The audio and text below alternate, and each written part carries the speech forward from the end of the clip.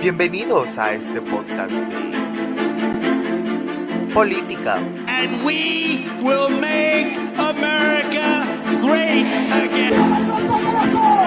Deus, pátria, família. Muito obrigado. El futuro nos pertenece a nosotros, a los patriotas, no a los globalistas ni a los separatistas. Y por eso decimos, Vox plus ultra, España plus ultra, España siempre, ¡viva España! Religión. Te fue crucificado con él, para que el cuerpo del pecado sea deshecho, a fin de que nos sirvamos más al pecado.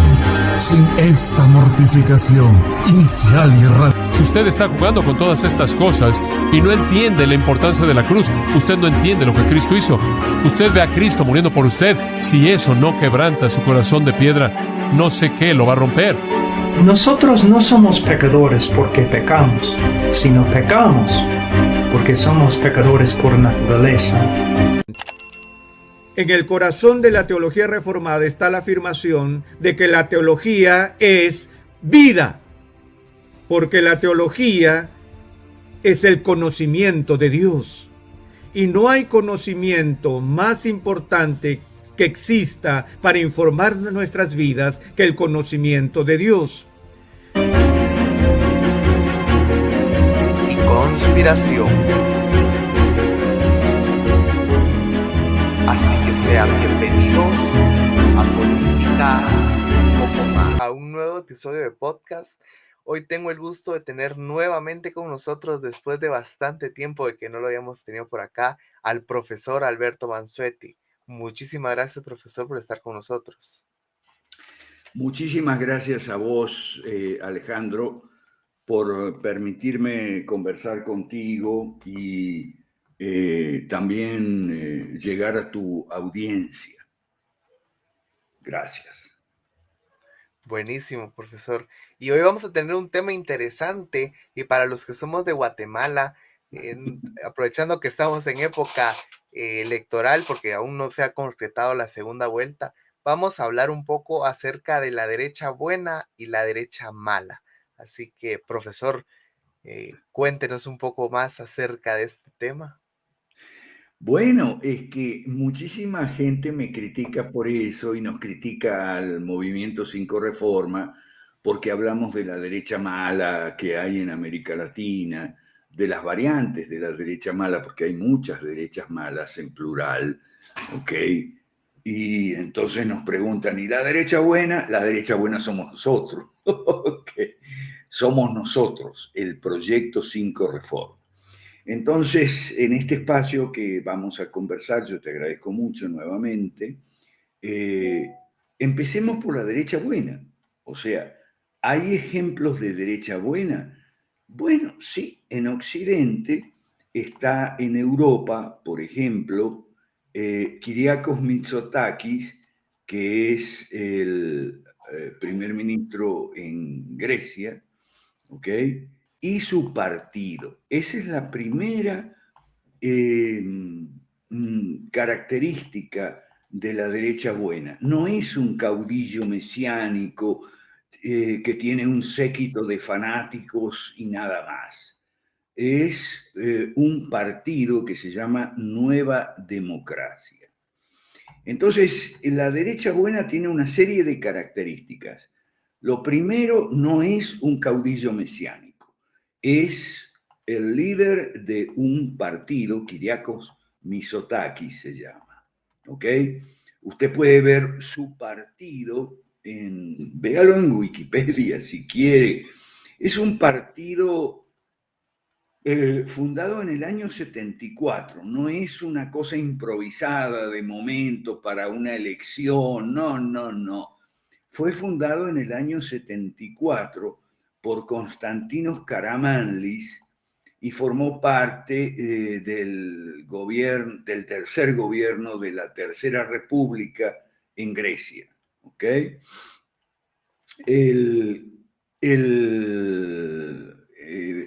Las elecciones de 2009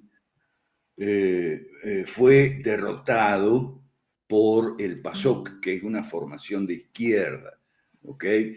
Es la izquierda ganó y la derecha, es decir, el partido Nueva Democracia, no gritó fraude. Esa es otra característica, el fraude sin prueba de la derecha mala esta vez, para que vayamos comparando. La derecha mala, por ejemplo, Donald Trump, pierde las elecciones, mal perdedor. Dice, me hicieron fraude, pero no puede presentar pruebas sólidas. De hecho, Donald Trump presentó una serie de pruebas que no se sostenían y la justicia no se las aceptó. Y el señor Jair Bolsonaro en Brasil lo mismo. Dijo, me robaron la elección cuando Lula le ganó, ¿ok? Y me robaron la elección, pero no presentó pruebas ni nada. Eso es típico de la derecha mala. La derecha buena, en cambio, sabe perder. La política es un deporte, si se quiere, donde uno gana y pierde. A veces gana, a veces pierde. Pero el buen perdedor reconoce que perdió, ¿ok? Entonces, que este señor Kyriakos Mitsotakis ha hecho lo principal de la derecha buena, que es proponer reformas, es decir, reformas liberales. Reformas liberales significa reducir impuestos, bajar el gasto público, achicar el déficit, si es posible eliminarlo, el déficit presupuestario, y liberar a los ciudadanos de tanto impuesto, tanto estatismo que se expresa asimismo en las regulaciones. Este es Kyriakos Mitsotakis y su partido Nueva Democracia, un ejemplo de derecha buena. ¿Ok?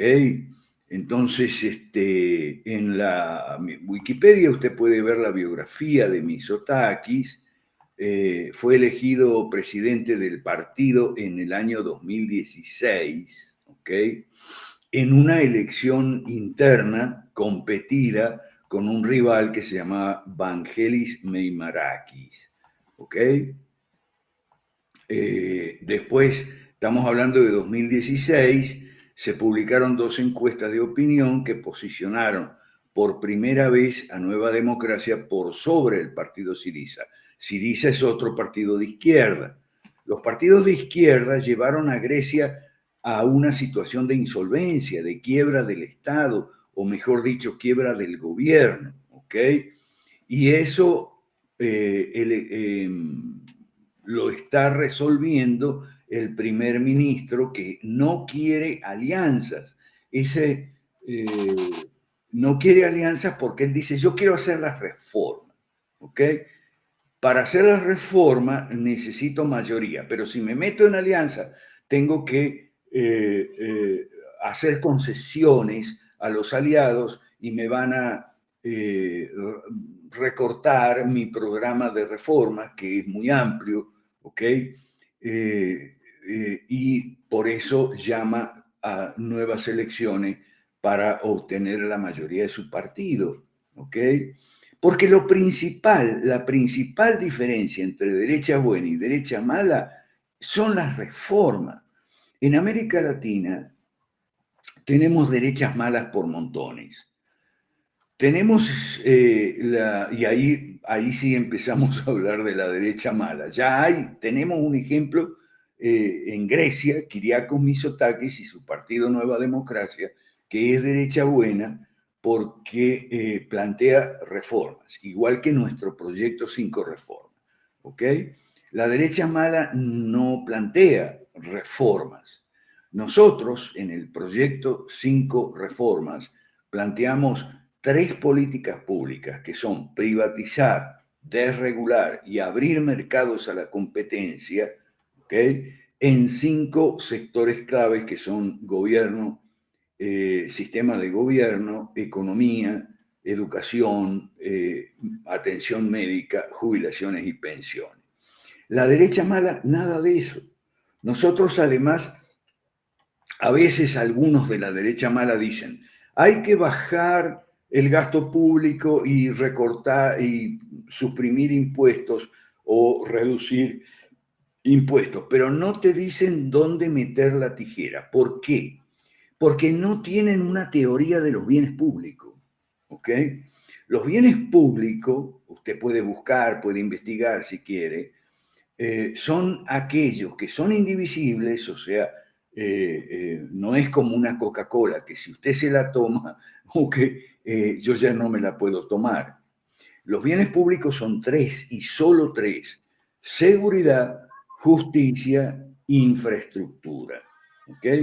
Entonces, todo lo demás no son bienes públicos, son bienes privados y por lo tanto no corresponde que el Estado provea educación, salud, vivienda, comida, renta básica universal y todo eso que la izquierda que pretende imponer.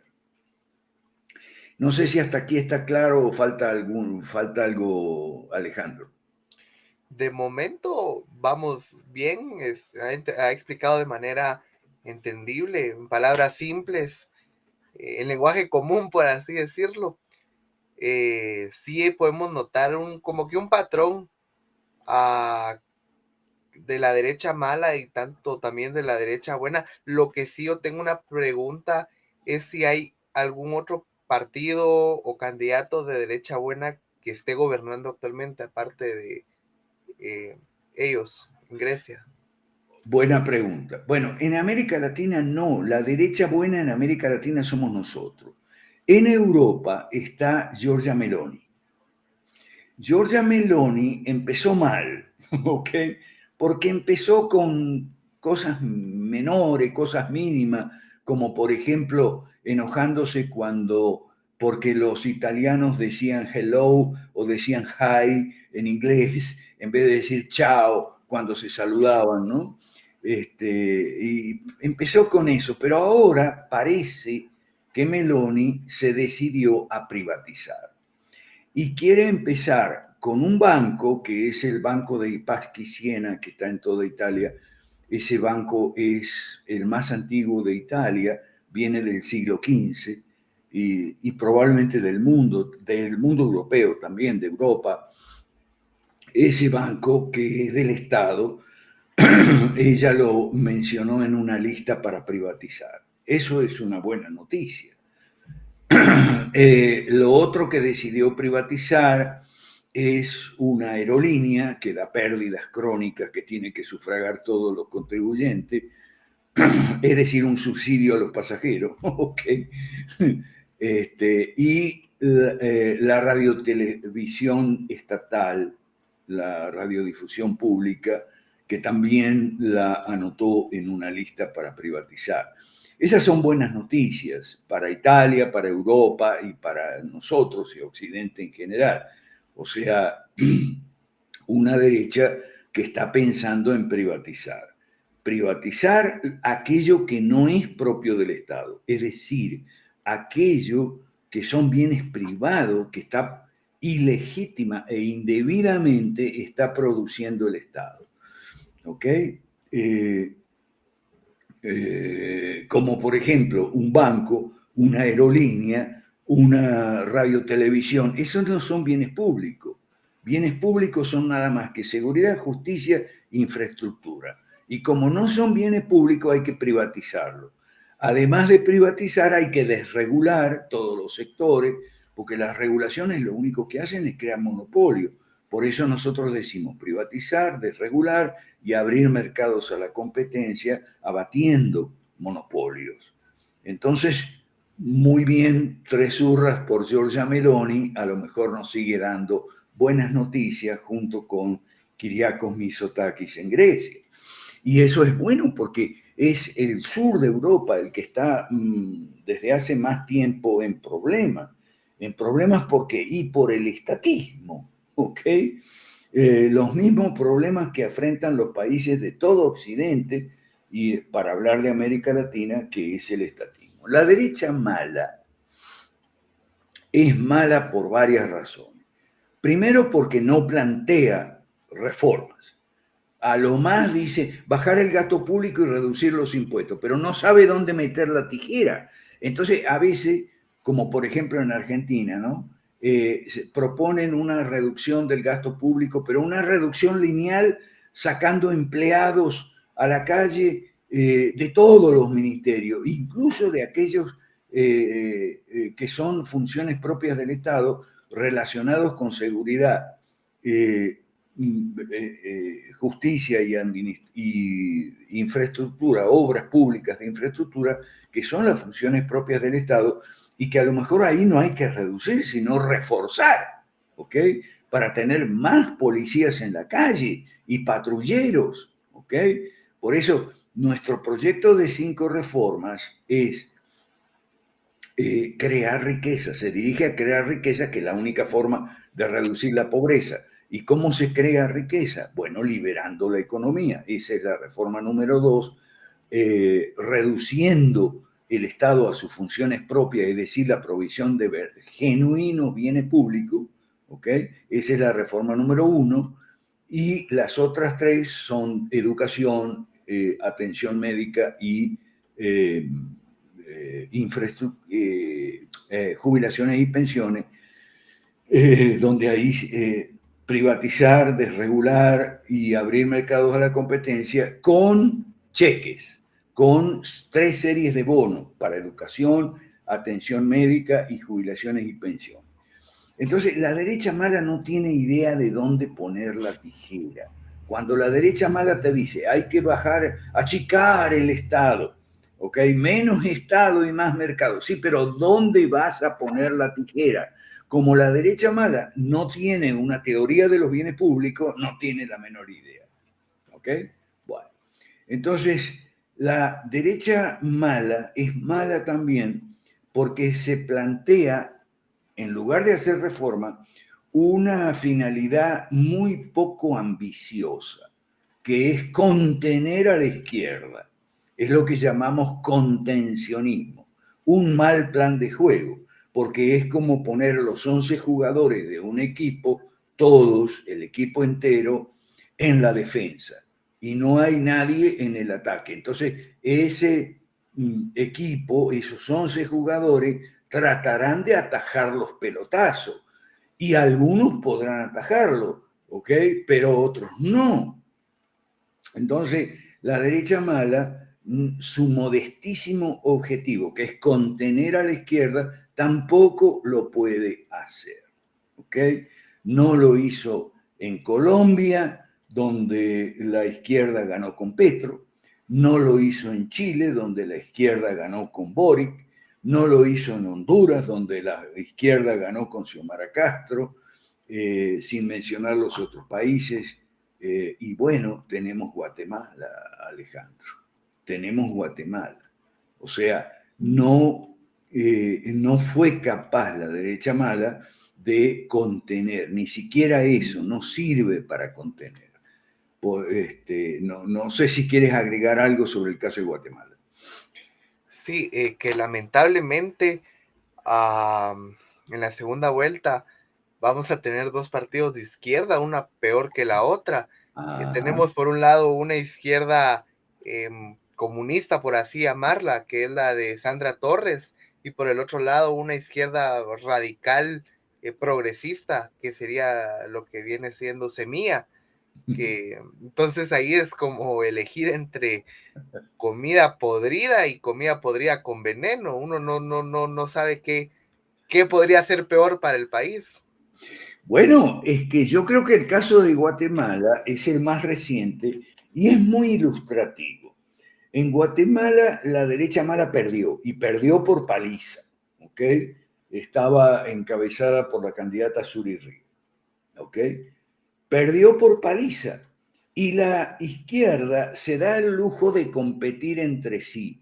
O sea, distintas fuerzas de izquierda, la izquierda es tan hegemónica que en la segunda vuelta habrá que elegir entre Bernardo Arévalo del partido Semilla y Sandra Torres del partido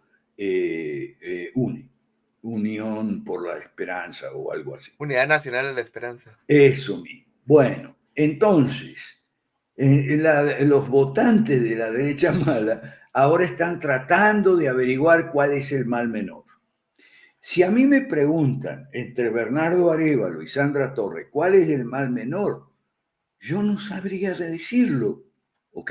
Y no creo que nadie sepa decirlo, porque nadie tiene la bola de cristal, ¿ok? ¿Cuál es el mal menor? Acuérdese una cosa, la teoría del mal menor falla, hace agua por los cuatro costados.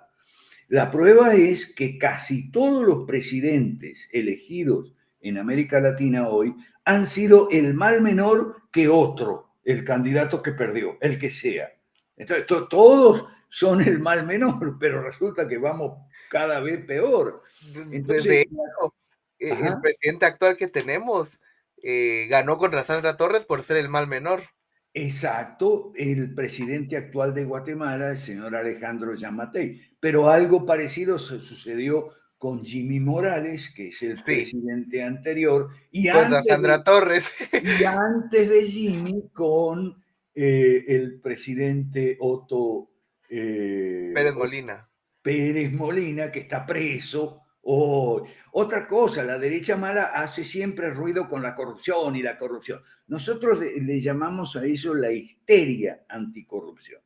La histeria anticorrupción es la corrupción es el problema. Como dice Bukele, si nadie roba, la plata alcanza. No, la corrupción existe, claro que sí, pero es un síntoma, es como el pus que sale afuera de la infección. Usted puede limpiar el pus con un pañuelo, mandar a Otto Pérez a la cárcel y a su amante que era vicepresidente también, Rosana Valdetti. Usted puede hacer eso, pero es como limpiar el pus con un pañuelo. La infección sigue. Y siguió con Jimmy Morales, siguió con Yamatei ahora, ¿okay? Que son los dos presidentes que vinieron después de Otto Pérez, porque no se hacen las reformas estructurales, reformas de fondo, que sí van a reducir el Estado a sus funciones propias. Vamos a un gobierno, es nuestra propuesta, gobierno limitado tanto en funciones como en competencias y poderes y atribuciones, y como en recursos, es decir, dinero.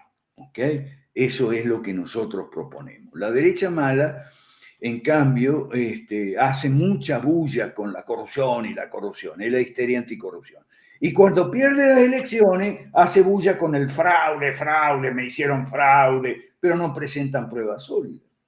¿Okay? Ese es el drama de la derecha mala. Entonces,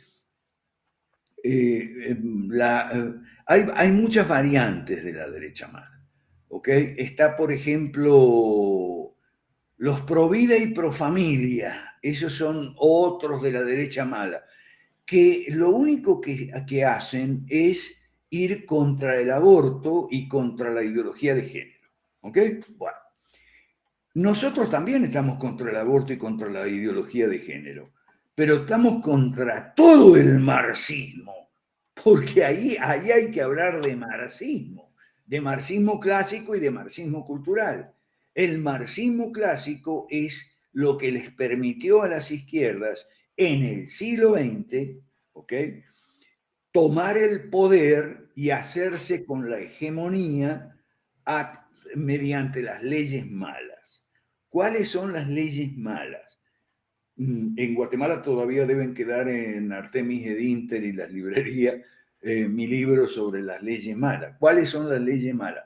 Todas aquellas sancionadas a lo largo del siglo XX que se inspiran en los 10 puntos del Manifiesto Comunista 1848 de Marx y Engels. Si usted revisa Manifiesto Comunista 1848, Marx y Engels, capítulo 2, va a encontrar un recetario de 10 medidas que se convirtieron en leyes en el siglo pasado, por la obra de la acción de los marxistas que estaban agrupados en la Primera Internacional, después en la Segunda Internacional, que sigue vigente hasta hoy, ¿ok?, y después en la OIT y todas las demás agencias de las Naciones Unidas. Entonces, los 10 puntos se refieren los 9 primeros a la economía y el último la educación. Con eso lograron estatizar la economía y la educación. Eso les sirvió para tomar el poder, agarrar la sartén por el mango bien sujeta, ¿ok? Y ahora en el siglo XXI viene la ideología de género, el aborto, todo contra la vida y la embestida contra la vida y la familia, y desde el poder que tomaron por asalto. Es ¿okay? como la fase 2. Correcto, la fase 2, que no es nueva, por eso yo siempre critico el libro Negro de la Nueva Izquierda. No es nueva izquierda, escúcheme. Si usted se fija en las obras juveniles de Marx, escritas antes del manifiesto comunista del año 48, que fue el año que Marx cumplió sus 30 años, obras juveniles, ¿ok? Obras escritas a los 20 y pico. Allí está todo el ataque contra la vida, el matrimonio, la familia, la moral, la religión, etcétera, etcétera. Entonces no hay nueva izquierda. No le crea al libro negro de la nueva izquierda. No crea los que le hablan de nueva izquierda, porque no es nueva. Está toda en las obras juveniles de Marx y, como bien dice Alejandro, ahora estamos en la fase 2. ¿Okay? Ellos tomaron. Es como el marxismo clásico era los cimientos y ya el marxismo Así cultural es construir las paredes. Exacto. Marx le llamó estructura y superestructura. ¿Cuál es la estructura? La economía y de paso la educación. Eso está en el manifiesto. ¿Y cuál es la superestructura? La superestructura es la familia, el matrimonio, la moral, las buenas costumbres, la religión, la lógica y el sentido común, etcétera, etcétera. Entonces, eso lo dejaron para después. Y el después es ahora. Por eso no le crea a los que hablan de la batalla cultural. ¿Cómo va a dar una batalla cultural si ellos tienen el poder, la sartén por el mango, y usted no tiene nada? Usted lo único que puede hacer son marchas callejeras contra el aborto, que no lograron nada contra el aborto. Ahí está el aborto en casi todos los países de América Latina, porque fueron gradualmente con el tema de las causales, primero 2 causales, después 3, después 4, después 5, y al final es aborto express. ¿Ok? Como se podría explicar en la ventana de Overton, van abriendo por fases hasta que llegamos a lo impensable. Así es, correcto. Entonces la derecha mala es bruta, la derecha mala es inculta, no ha leído, ¿ok? Entonces no sabe dónde está parada, no sabe en qué mundo estamos parados en Occidente. Ojo, Oriente es otra cosa.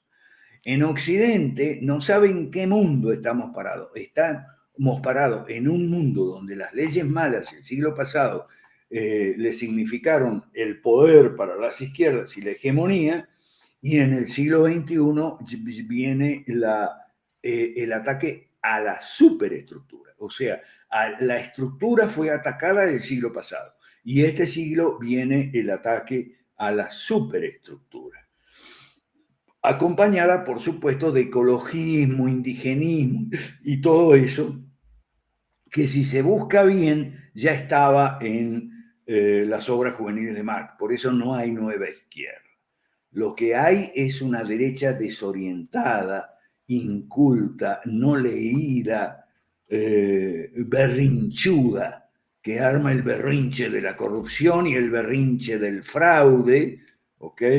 Como también entra mucho en las teorías conspiranoicas, por ejemplo, el Pizzagate de 2016, que fue contra Hillary Clinton, que supuestamente tenían una red de pedofilia que estaba en una pizzería, por eso se llama Pizzagate, puede buscarlo en Wikipedia, ¿no?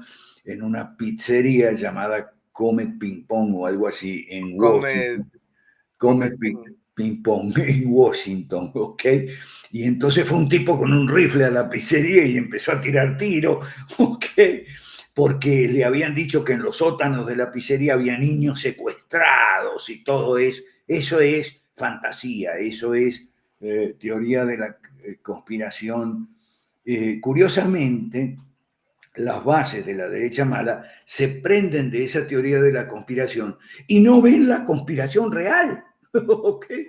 La conspiración real, que es la conspiración más exitosa, es la conspiración de los marxistas de la Primera y de la Segunda Internacional y ahora las Naciones Unidas, donde reeditan, profundizan y amplían tanto el marxismo clásico, es decir, la estructura del manifiesto, y el marxismo cultural, es decir, la superestructura de lo que a veces se llama marxismo occidental y demás, pero no es otra cosa de la continuación del marxismo clásico ya desde el poder. Entonces, el problema con la derecha mala es que no tiene idea de esas cosas. Entonces va con pro vida y pro familia, vamos a hacer una marcha contra el aborto. En Argentina, por ejemplo, la ampliación del derecho, entre comillas, al aborto fue justamente 2 meses después, el Congreso, 2 meses después de la mayor y más multitudinaria marcha que se haya hecho en Buenos Aires y otras ciudades argentinas. Entonces, ese contencionismo es una pésima estrategia, un plan de juego espantoso que condena a la derecha al fracaso. ¿Ok? Ahora bien, yo personalmente, y ahí a lo mejor vos te vas a enojar, Alejandro, yo personalmente celebro los triunfos de la izquierda. Cuando Suri Ríos perdió por paliza, yo me alegré. Disculpa esa, disculpa esa. Y cuando 2 candidatos de izquierda, que yo les llamo la rojita y el rojazo, la rojita es Sandra y el rojazo es Bernardo, ¿ok?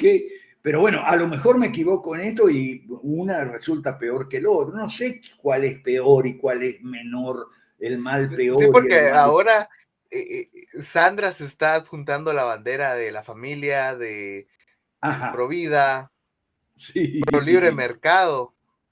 Está buscando votos en la derecha mala, está buscando los votos de la derecha mala y se los van a dar, como se los van a dar a Patricia Bullrich, por ejemplo, en la primera vuelta. Justamente eso le iba a preguntar, ¿qué pensaba de lo que va a pasar en Argentina? ¿Qué piensa de Milei? ¿Será que logra algo? ¿No logra algo? Ya va. Ya viene Milei, ya viene Milei. Okay. Ya viene Milei, porque Milei es otro caso de la derecha mala. El caso de Milei me recuerda a la pelea que libramos hace 20 años los liberales clásicos contra los tanques de pensamiento que boicotearon, siguiendo la teoría de Hayek, que no hay que meter, los liberales no tienen que meterse en política. Y después vino la teoría de Rothbard, que es peor, los liberales tienen que hacerse anarquistas. Mire, con semejantes referentes no necesitamos enemigos, ¿ok? Entonces, hace 20 años tuvimos un gran pleito con los tanques de pensamiento porque nosotros le decíamos que había que formar cuadros políticos. Y había que formar cuadros políticos en política, en ciencia política, ¿ok? No nos hicieron caso y siguieron con la producción de papers sobre economía y la escuela austríaca, olvidando que hay muchas otras escuelas de libre mercado dentro de lo que es el pensamiento económico, ¿okay? Que no son escuela austríaca, y no es que la escuela austríaca sea mala, es buena, pero es muy parcial y necesita otros complementos, ¿okay? Como la teoría neoinstitucional, public choice, supply side, etcétera, etcétera. Pero ellos están casados con la escuela austríaca porque a la escuela austríaca pertenece Hayek, el que nos dijo salgan de la política, y Rothbard, el que nos dijo háganse anarquistas. Bueno, el problema es que debido a esa falla, a esa laguna, ese error, no hay cuadros políticos formados en el liberalismo clásico, y por eso entonces Milei ya se cayó, porque Milei, él no, está formado en la economía austríaca y nada más. Formado entre comillas. Eso es muy poco, es insuficiente. Y ni siquiera eso las bases. O sea, ¿quiénes son los que inflaron a Milei en las encuestas? Cuando los periodistas que solo querían subir el rating, y Milei le subía el rating porque sus gestos desencajados, sus insultos, sus palabrotas y su manía de no dejar hablar al otro y de interrumpirlo permanentemente, llamó la atención de los jovencitos y entonces inflaron a Milei en las encuestas, pero como no tenía cuadros políticos, perdió todas las elecciones provinciales que en los últimos mes y medio, 2 meses, ¿ok? Entonces, no hay cuadros, y como no hay cuadros, ahora está metiendo en las listas a un montón de gente que puede pagar para estar en las listas, pero que no son liberales, algunos son peronistas, de izquierda, kirchneristas, etc., pero él los mete en la lista, son de la casta y tal y qué sé yo. Eso está mal. Lo que no está mal, porque lo están hundiendo por una acusación de vender puestos. No, esa acusación es falsa. Milei no está vendiendo puestos, está pidiendo contribución para la campaña, a la defensa publicitaria de la marca y no solo del candidato a alcalde o a gobernador o lo que sea, ¿ok? Y eso no está mal, y eso lo tendremos que hacer nosotros si algún día crecemos, ¿ok? Eso no está mal. Lo que está mal de algún es que lado por tiene que esa... salir el financiamiento. Así es. Lo que está mal es que por esa vía se le abre la puerta a cualquiera. Y claro, porque no hay cuadros políticos formados en el liberalismo. No hay, porque un señor que se llama Alejandro Chafuen y que yo digo que es el asesino y enterrador del liberalismo en América Latina, nos boicoteó a todos los que queríamos formar cuadros políticos y partidos políticos, porque no, la política no, porque Hayek dijo que la política no y tal. Alejandro Chafuen es el asesino y enterrador del liberalismo y es el gran culpable. No Milei no tiene la culpa de que no hay cuadro, el que la culpa la tiene Chafuen, ¿ok? Vamos a ponernos claros con Milei. Y en cuanto a Patricia Bullrich, bueno, en su juventud fue montonera, eso fue un pecado de juventud, yo no le critico eso, ¿ok? Yo fui cosas peores, yo cuando tenía 18 años estaba en el nacionalismo católico, así medio fascista, bueno, pero tenía 16, 17 años. Pero era joven. 16, 17 años, así que imagínate. Yo eso no le critico a Patricia Bullrich, yo lo que le critico a Patricia Bullrich es que ella hace una buena pregunta, pero no tiene la respuesta. ¿Okay? La pregunta que ella hace, yo me refería a eso en un hilo de Twitter reciente, siga mis hilos de Twitter, ¿ok? La pregunta es, ¿por qué razón algunos gobiernos en Argentina y en otros países, algunos gobiernos empiezan impulsando las reformas estructurales, las reformas de fondo, ¿ok? Privatizar, desregular, abrir mercados a la competencia, ¿ok? Pero se detienen y retroceden ante la primera resistencia que encuentran en la izquierda o demás. Sobre todo, principalmente en la izquierda o los sindicatos o lo que sea, les organiza una marcha y ya retroceden. ¿Por qué retroceden? Se pregunta Patricia Bullrich. Excelente pregunta, pero ella no tiene la respuesta. Yo se la voy a dar. Nosotros en el movimiento tenemos la respuesta. La respuesta es porque no hay cuadros políticos formados. Entonces, si usted no tiene cuadros políticos formados, entonces los pocos que tiene los podrá poner en los ministerios de ministros y demás, ¿ok?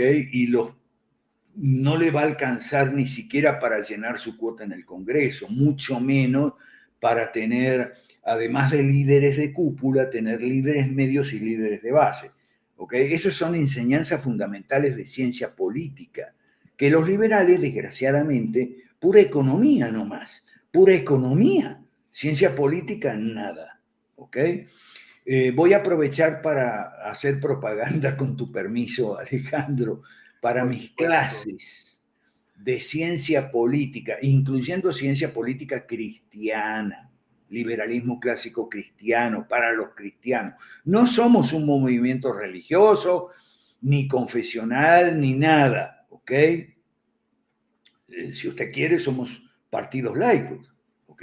Pero la mayoría somos cristianos, la mayoría, pero no todos, ¿eh? Hay muchos de agnósticos y ateos están en nuestro partido o incluso ocupan puestos de autoridad y demás en la jerarquía, ¿ok? Pero es gente, los liberales me refiero, que apoyan a la derecha mala, no saben nada de política. No tienen cuadro formado. Y esa es la respuesta a la pregunta de Patricia Bullrich. La pregunta de Milei también está respondida. No sé si te falta algo más, tú me dices. Solo para, no cree que gane ¿Que gane quién? Milei. Pero si lleva perdidas todas las elecciones provinciales que han sido en Argentina en los últimos 2 meses, han sido 8, 9 o 10 entre distintas clases de elecciones en distintas provincias. Provincias del sur, del centro y del norte del país. Entonces, con ese antecedente, es probable que Milei salga el más votado en las PASO. Las PASO son las elecciones primarias abiertas, simultáneas y obligatorias en Argentina, que fue un invento del kirchnerismo que el kirchnerismo nunca usó y ahora se resiste a usarlo con Grabois, pero bueno, eso es para los que me escuchen de Argentina, ¿ok?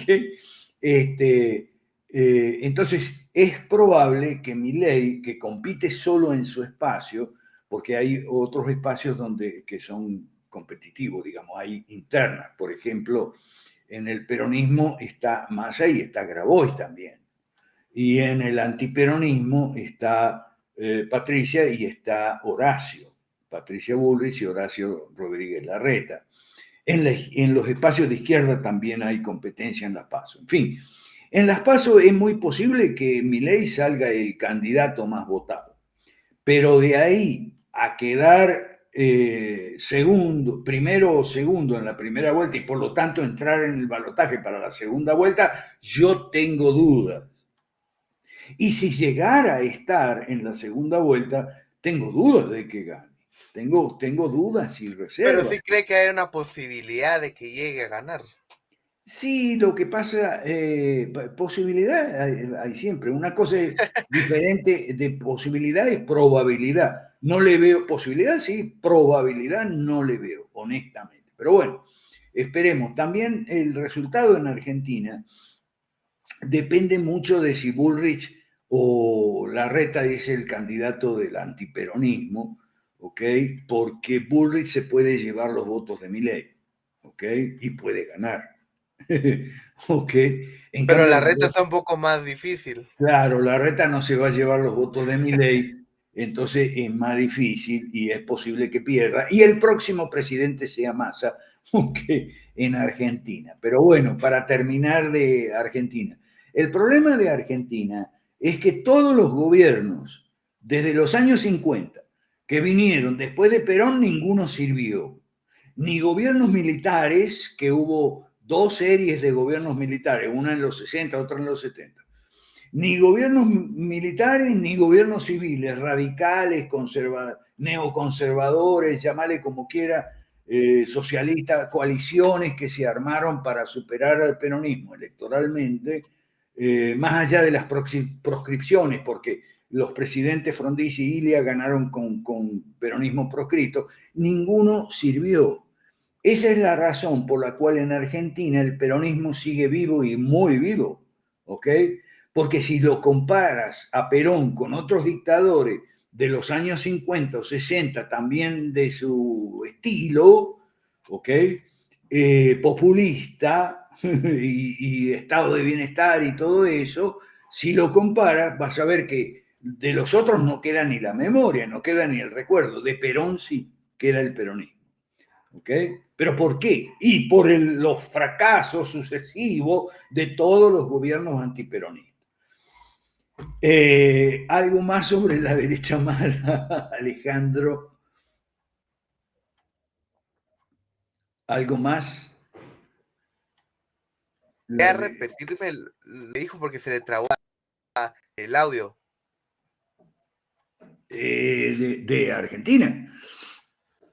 ¿Aló? ¿Aló? Ahí estamos, ya regresó. Está. De Argentina. Bueno, lo que dije de Argentina fue que la razón por la cual el peronismo sigue vivo y sigue muy vivo y muy numerosos los seguidores de Perón, peronista, es porque los gobiernos antiperonistas, desde los 50 para acá, fueron todos un fracaso, tanto los militares como los civiles, los radicales del pueblo y los radicales intransigentes. Muchos gobiernos tuvimos después de los 50, después de Perón, ¿ok? Y todos resultaron un fracaso. ¿Okay? Y todos de coaliciones de partidos que se van sumando en alianzas para derrotar al peronismo. Pueden derrotar al peronismo, aunque a veces lo derrotaron con proscripciones, con el caso de Frondizi, Ilia, etc. Pueden derrotarlo, pero no hacen buenos gobiernos. Y no hacen buenos gobiernos porque todos lo hacen con la misma receta, estatismo y populismo. Bueno, así no. Como el caso más reciente de Mauricio Macri. Sí, el caso Macri es el caso más reciente, pero ha habido otros casos antes, ¿ok? Por ejemplo, de la Rúa, que tuvo que salir en helicóptero, quedó la leyenda urbana del helicóptero, tuvo que renunciar. Alfonsín, que tuvo que acortar el mandato porque ya no daba más. Y antes de eso, Frondizi y Ilia, que fueron dos presidentes radicales elegidos con peronismo proscrito y que fueron un desastre también. Entonces, ese es el problema. La derecha mala, ¿okay? La derecha mala se copia de la izquierda el estatismo y el populismo, no propone reformas, hace bochinche con la corrupción y con el fraude, y no sirve para nada. Por eso es que yo te pedí disculpas, pero yo me alegré cuando Suri Río perdió las elecciones. Me alegré por lo siguiente, hay que explicar por qué. Porque la derecha mala es nuestro enemigo próximo, mientras que la izquierda es nuestro enemigo inmediato. Por un lado tenemos un enemigo inmediato que no nos deja crecer, y es la derecha mala. Y por más allá tenemos la izquierda. Nosotros, o sea, la derecha mala tendría que desaparecer para que nosotros podamos pelear, dar la batalla política, no cultural. O sea, la cultura es el frente ideológico y hay otros tres frentes, programático, representativo, electoral. Esto inscríbase en mis clases si quiere aprender bien, ¿ok? No es una batalla cultural, es una batalla política, es un pleito político, una guerra política, si usted quiere, ¿ok? Y nosotros la podemos dar a la izquierda con más ventaja porque nosotros la daríamos de igual a igual, no en sentido numérico, sino de igual a igual, de proyecto a proyecto. Como la derecha mala no tiene proyecto, entonces no puede dar ese pleito político de proyecto a proyecto, porque ellos no tienen proyecto. ¿Ok? Nosotros sí tenemos proyecto. Entonces, la razón por la cual pierde, y qué bueno, ojalá que siga perdiendo, es porque no tiene proyecto. Como no tiene proyecto, porque no tiene idea, entonces solo quiere contener a la izquierda y su proyecto, pero no en base a un proyecto alternativo, una opción capaz de enamorar, seducir a la gente. Ah, no, eso no tiene. Tiene algún que otro caudillo mesiánico por ahí, tiene a los pro vida y pro familia que son contra el aborto y tal, y nada más, pero son más estatistas que Stalin en economía, que Stalin y que Hitler, ¿ok? Y no tiene más. Entonces, Por eso yo me alegro cuando pierde la derecha mala. En Chile, en Colombia, en Guatemala, en Honduras y en Brasil, que pierda la derecha mala, que desaparezca si es posible, o que se reduzca para que nosotros podamos crecer y darle a la izquierda la batalla de igual a igual, es decir, de proyecto a proyecto. Eso es, Alejandro. Te agradezco muchísimo.